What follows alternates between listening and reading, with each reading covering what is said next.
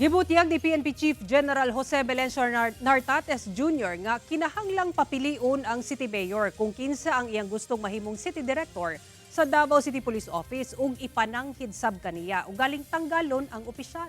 Busa gimando na niini sa Police Regional Office 11 nga isumite kang Mayor Baste Duterte ang listahan sa mga girekomenda aron hingpit ng makapili sa bagong City Director sa DCPO. Ang detalye sa report ni Argil Relator. Sobra unom kabulan na sa katungdanan si Police Colonel Manan Muarip apan nagpabilin pa siya sa acting capacity isip City Director sa Davao City Police Office. Sumala ni PNP Chief General Jose Melencio Nartates Jr. nga dunay procedure nga ginasunod sa pagpili ug aron mahimong full-fledged ang City Director. Davao City, pipiliin ng mayor yon. So, pag pinili ng mayor, and then he will be designated as full-fledged city director, assuming that binigay na ba natin? I-forward na po ng DPRM siya. Daan na gisulti kani adto ni Mayor Baste Duterte labot sa pag-ilis-ilis og liderato sa DCPO sukad 2024 nga wala na siya ginakonsulta o ginapapili. Gimando sa PNP Chief ngadto sa Regional Director o Directorate for Personnel and Records Management sa PRO 11 nga isumita na kang Mayor Baste ang listahan sa mga girekomendang DCPO City Director.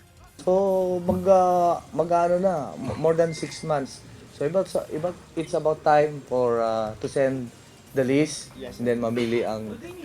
Kahinumduman nga wala na hinayon nga pulihan si Colonel Muarip isip acting City Director. Tulo ka semana na ang nilabay, human gipaundang tunga-tunga ang turnover of command ceremony. Dihang gipangutana ang PNP Chief labot sa maong hitabo. Ayaw ng RD. Ayaw ng RD doon kay... Sabi ko, ay huwag mong gawin yan. Because wala pang sinabi ang mayor. At ipaalam doon sa mayor. As simple as that. Dugang sa PNP Chief gawas sa pagpili, kinahanglang ipananghidsap sa Local Chief Executive o sa City Mayor kung pulihan ang City Director. Sumala sa DCPO, padayon ang pagpaningkamot ni Police Colonel Muarip nga hands-on sa pagpatuman sa iyang mga programa o operasyon alang sa kahapsay ug kalinaw sa Davao City.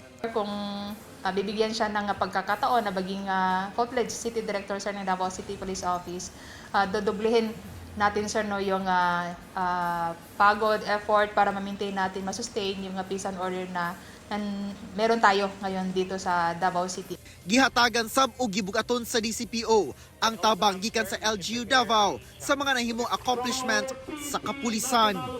Kauban si Melchor Awing sa kamera. Ako si Argil Relator. 1 Mindanao.